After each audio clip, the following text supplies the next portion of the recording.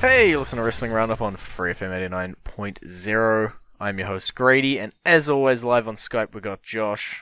Hey, Raw, SmackDown. Well, let's talk about some of the smaller things on Raw, some of the not huge segment that people want to talk about. Bayley, Sasha Banks. Are we going to get an individual match, or are they just going to be in the Battle Royal? depends on if you believe that there's heat on them or not. I think if there was heat on them, they wouldn't be getting focused on Raw. From what I understand, they originally were going to have their own match at WrestleMania, Okay. but because there were some issues with them complaining on social media about things, if there's heat in it, they're just going to be lumped into the Battle Royal. So I don't really know. I don't know, I feel like we get so many things nowadays of reports coming out, like person X has heat, person Y has heat. And in this case, I think the rivalry wouldn't be like a focal point of Raw if they were that heated that they were just going to get dumped in the Battle Royal and forgotten about. I think the feud may continue through the Battle Royal, and we might see a match at, is it Backlash next? Yeah, that'll be the first dual branded event. I could see a match at Backlash. And I think that's possibly more likely because the card for WrestleMania, presuming the other 3 matches get announced, is 14 matches strong. It's quite a few. Yeah, but they're not bound by limitations as far as time limits anymore. True. So I just worry that if we are just going to lump them in, they're going to be one of 15 matches where the spotlight for the women are on 2 huge title matches, Ronda Rousey debut quotes, because I don't know if she's at that Madison Square Garden show, and the first ever women's WrestleMania Battle Royal. That's a lot of spotlights to be sharing versus having a solid match at Backlash. I guess it's pros and cons. Yeah, suppose it is. I did say 2 awesome women's title matches. That is because Nia Jax, Alexa Bliss, as expected. It is going to be the match. It is the one we are moving forward with. Woot, woot, woot. They built this perfectly, and hopefully we get a major payoff out of it. Oh, what, you mean Alexa Bliss retaining? I hope not. Alexa Bliss just retains with no anything. It's just like, she retains. No storyline, no massive payoff.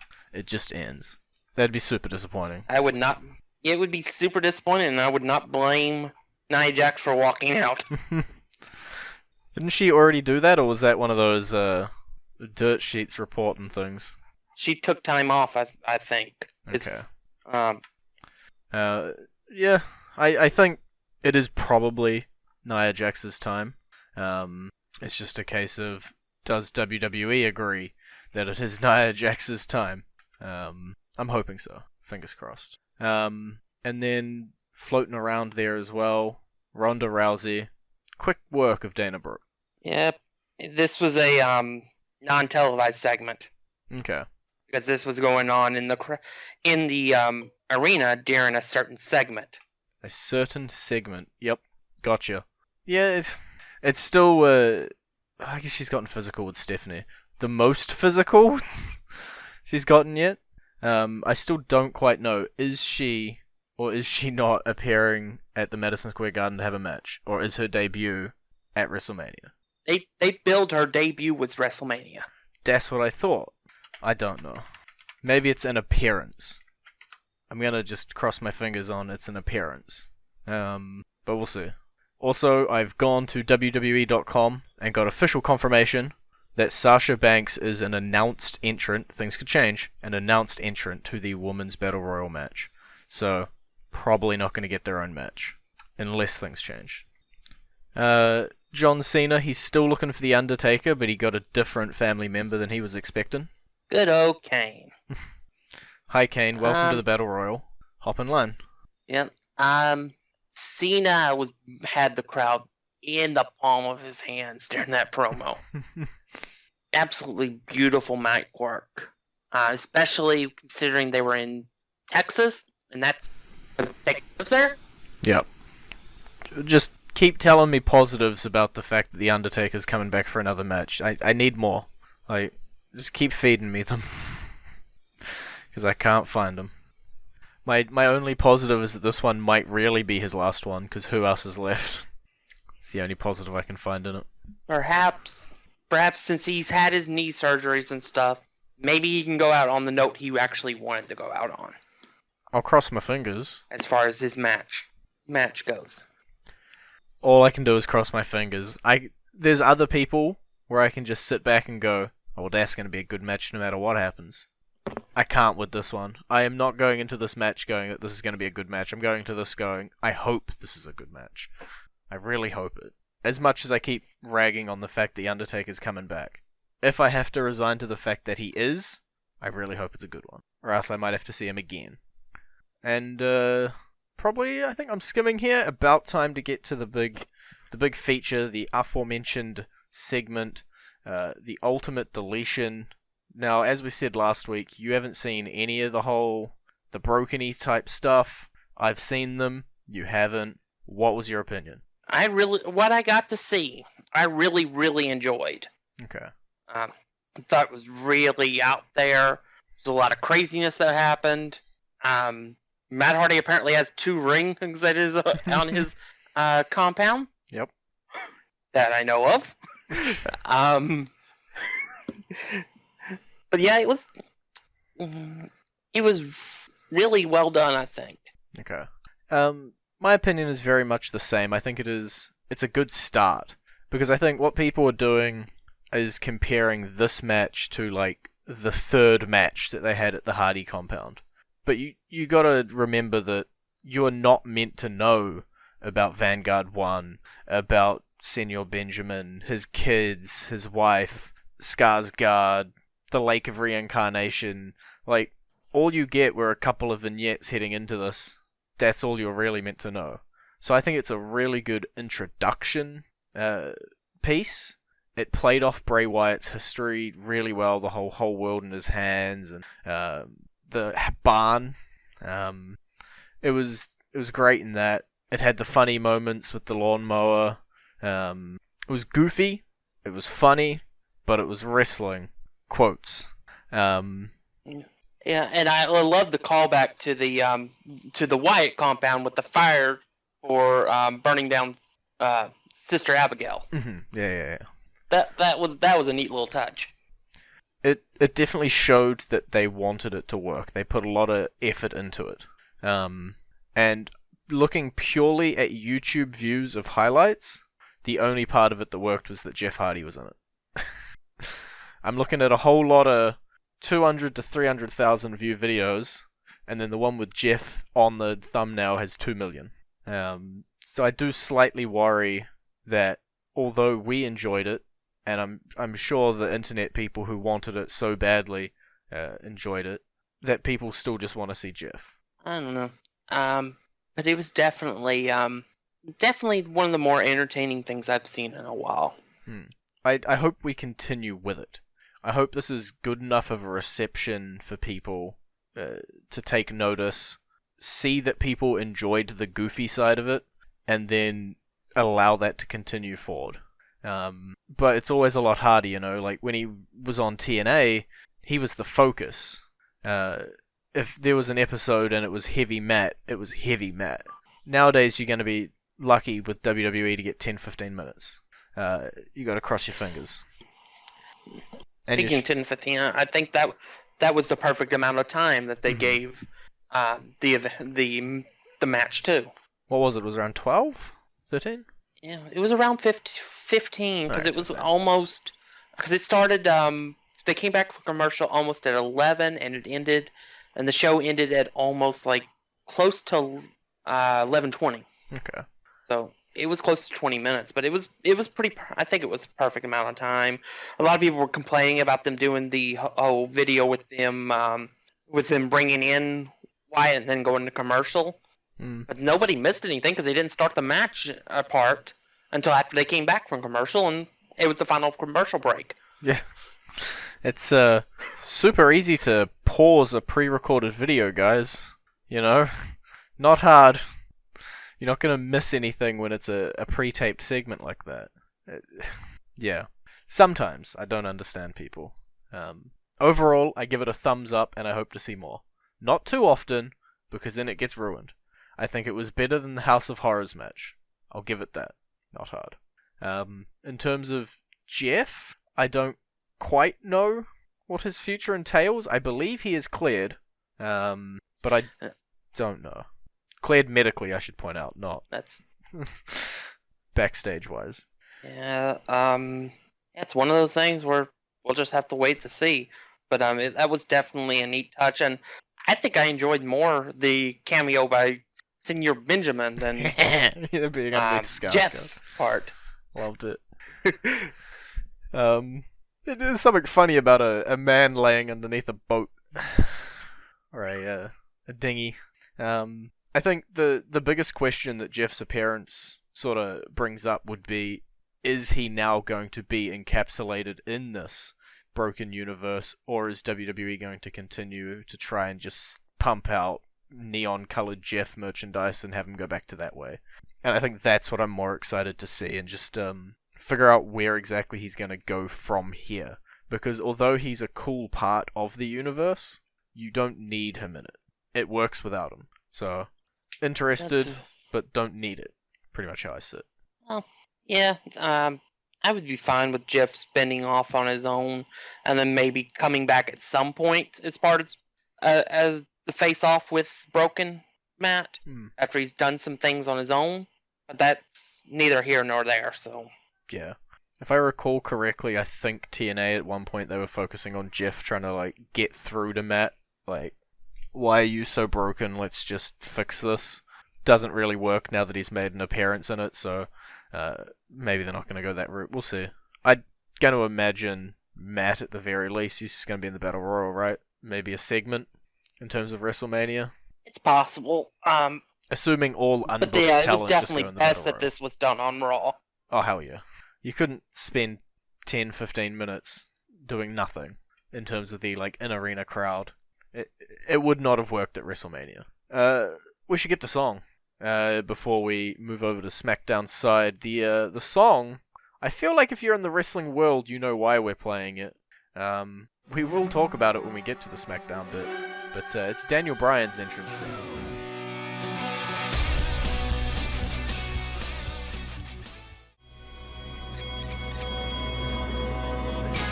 Wrestling Roundup, FreeFM 89.0, Grady and Josh.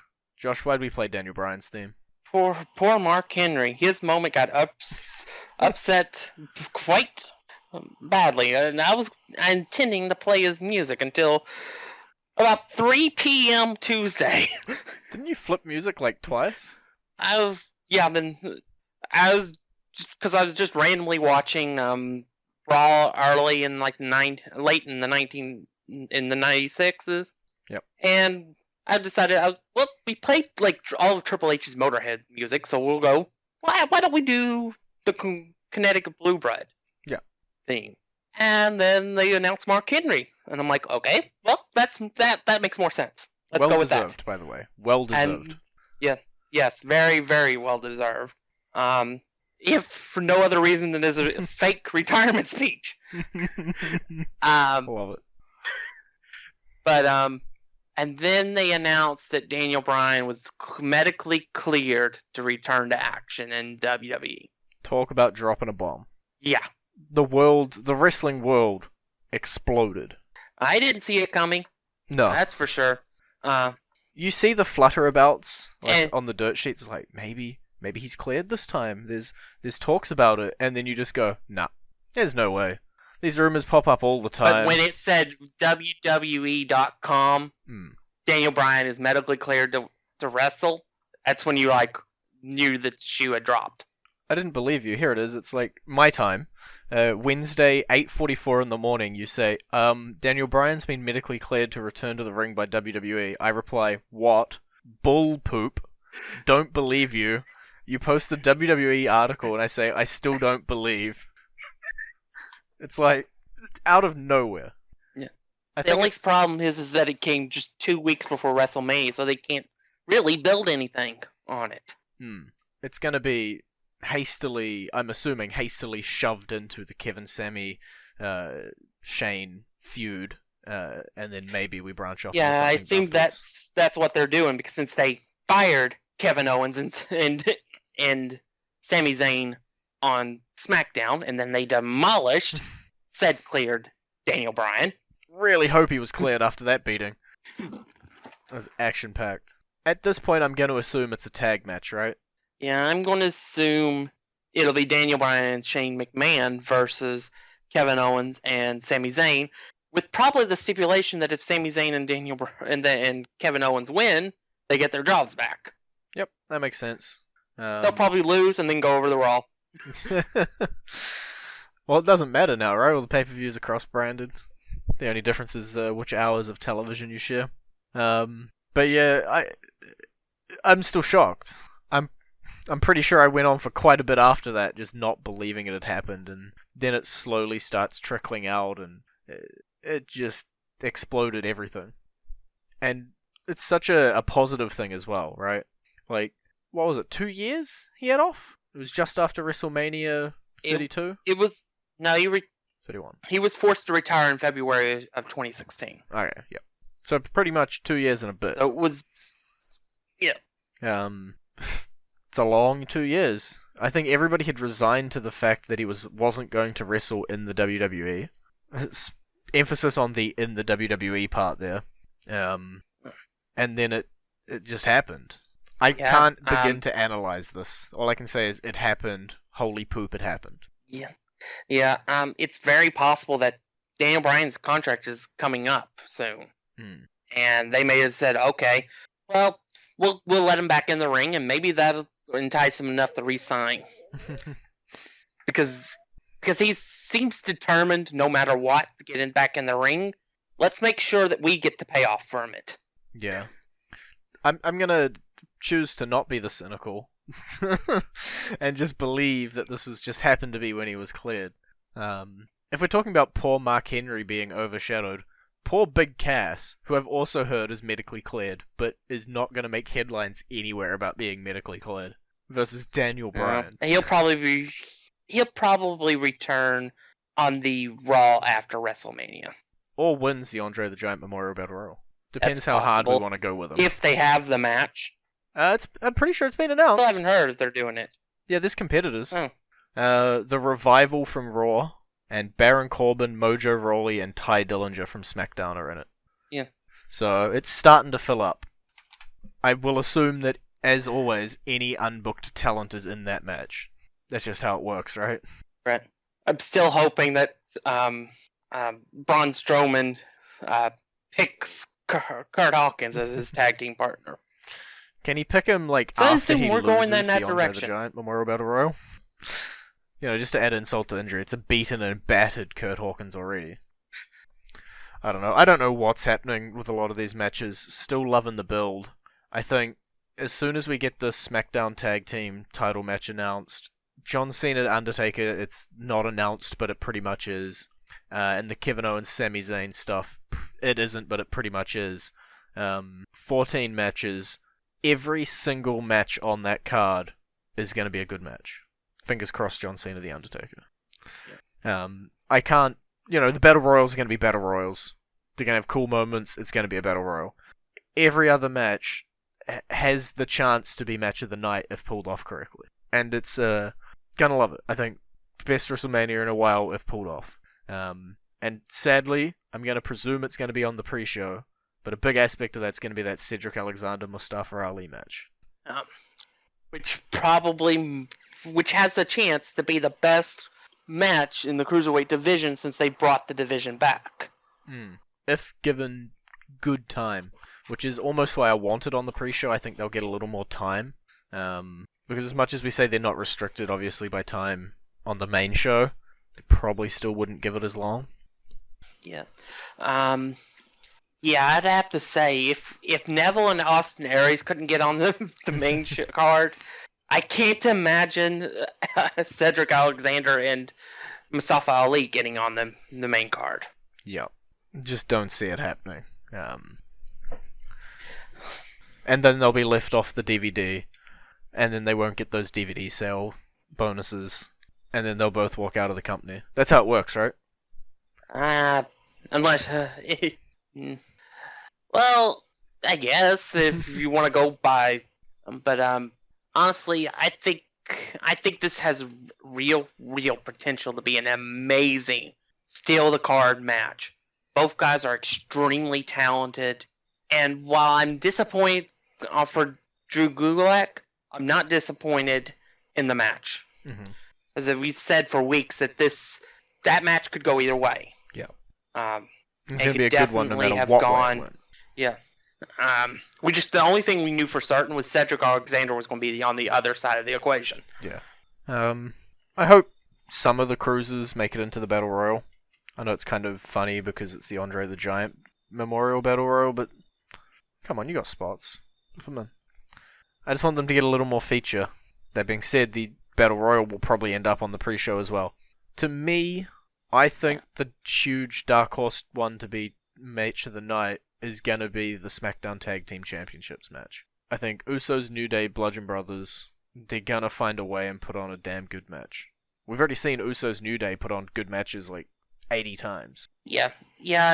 Bludgeon Brothers are definitely going to be part of the equation.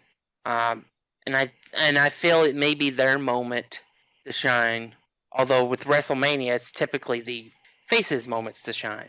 The only thing I hope is that it's on the main card. It has to be for the Usos' sake. It's got to be. Well, I guess looking at it out from the outside, right?